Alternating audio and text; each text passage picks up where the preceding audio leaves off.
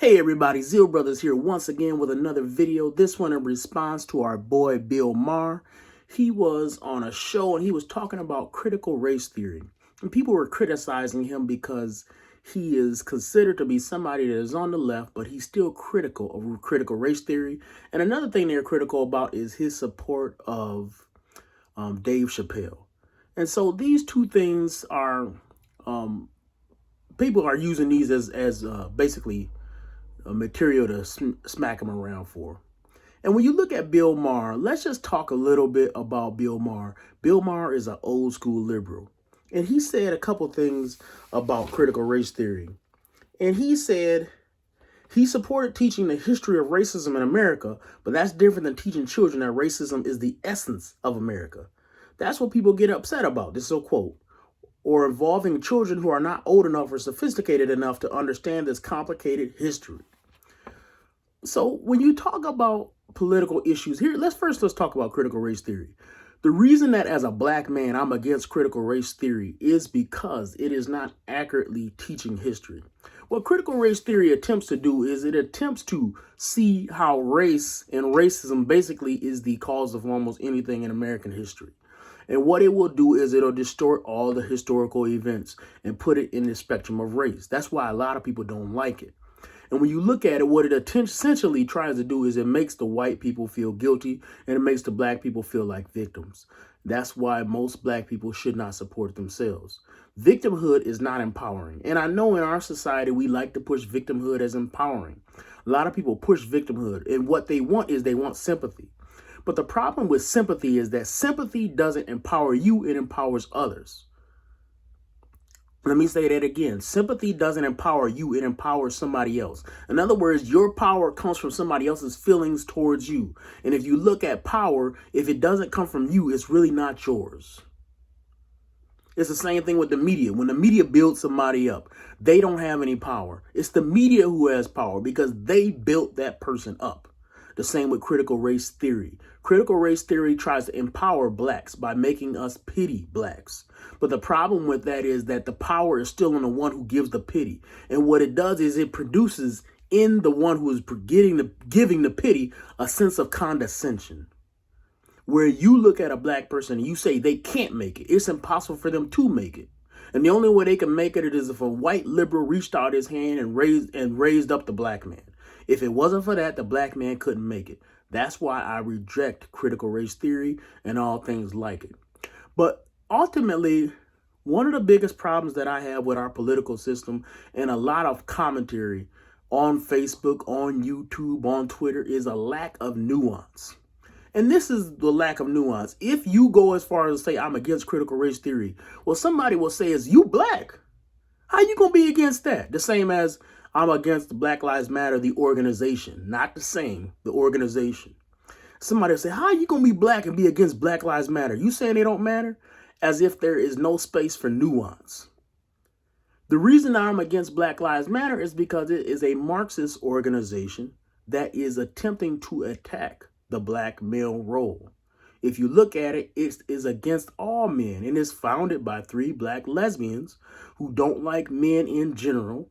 And they use black men as simply a proxy to basically carry their message of attacking traditional manhood, traditional society, and all traditional roles. So that's the why I'm against that organization. But I'm not against the idea that black lives do matter. But I have a better idea than Black Lives Matter. Prove your life matters. That's my saying. Prove your life matters by your behavior. If you are the kind of person that does heroin, your life doesn't matter that much because you took that risk.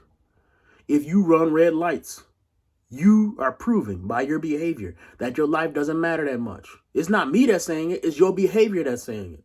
Me, I don't do those things because I believe my life matters. Nobody else has to tell me that my life matters. I know my life matters and I prove it by my behavior. So that's a better saying to me than Black Lives Matter. Prove your life matters. Same with critical race theory. It is not to say that a lot of people in history were not racist, but I think it is silly to interpret a historical figure based on today's standards. And I'll give you a little bit of a story about this. Alexander the Great. We call him Alexander the Great. But if you look at any historical context of what he did, he could have been Hitler. Just think about it a little bit. He goes around the world and he just decides to conquer the whole Middle East, and then he decides to conquer India. This is his goal. And so when you look at this man, by any objective standard, he's pretty evil. He's just going around warmongering. That's what he did. His goal was every villain's goal, take over the world. But if you look at it in the standards of his day, that was what everyone's dream was to do, to unify the whole world. And how he going to do it? By conquering the whole world, proving his military might. And so we still honor Alexander the Great, but at the same time, we could recognize that his morals would not have worked in today's standards. And in fact, we can look and say objectively, he was not a moral person because of what he did. But we can still honor him as historically significant and a big deal. Here's another example. Let's look at our boy George Washington. George Washington had slaves. And in that sense, he was immoral. But George Washington was also very moral in the way that he ran the government. He restrained himself. He could have ran for president 4 times, but he ran only 2 times because even though he tasted power, he put power away because he wanted to create a standard where the American executive was still just another representative of the people and still understood the limits of a government. And you can criticize him on one hand for owning slaves, and you will be right. But you can also praise him as being the first president, praise him as being the best general in the Revolutionary War, praise him for his principles, and still at the same time talk about the fact that his owning of slaves was contradictory. But his owning of slaves is not the biggest part of his life. And to make that the only thing that we talk about him would be to neglect the nuance of his personage. Same with Thomas Jefferson. Thomas Jefferson owned slaves. That is undeniable. But he was also undeniably a genius when it comes to understanding the law and the state and people. And so when you look at him, can we criticize Thomas Jefferson and his ownership of slaves and how he slept with a lot of his female slaves? Yes, we can. But we can also recognize his genius in helping to establish the American government that was unique at that time and still unique to this day. So the problem with a lot of people's critique of Bill Maher and critiques of ourselves on this channel is that people do not understand nuance. And I'm not saying this so that we can create some middle ground that doesn't exist, because we're not trying to do that. But what I'm simply trying to say is listen to what we say, not to what you presume. Somebody will presume that just because you defend Kyle Rittenhouse, that you also say everything he did is right, as if he's a hero. And that does not have to be the case. Somebody will presume that because you defend somebody's criticism on Joe Biden on one issue, that you like Joe Biden, which I do not. Somebody will assume that because you defend President Trump on some issue, that you love President Trump.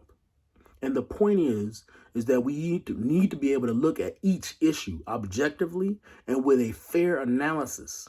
And if we don't do that, I don't take you seriously. You must understand this. I will not take somebody seriously who is simply tribal in their understanding, only trying to put somebody in one box or another to check marks. If that's how you think, go away, because this channel is not for you.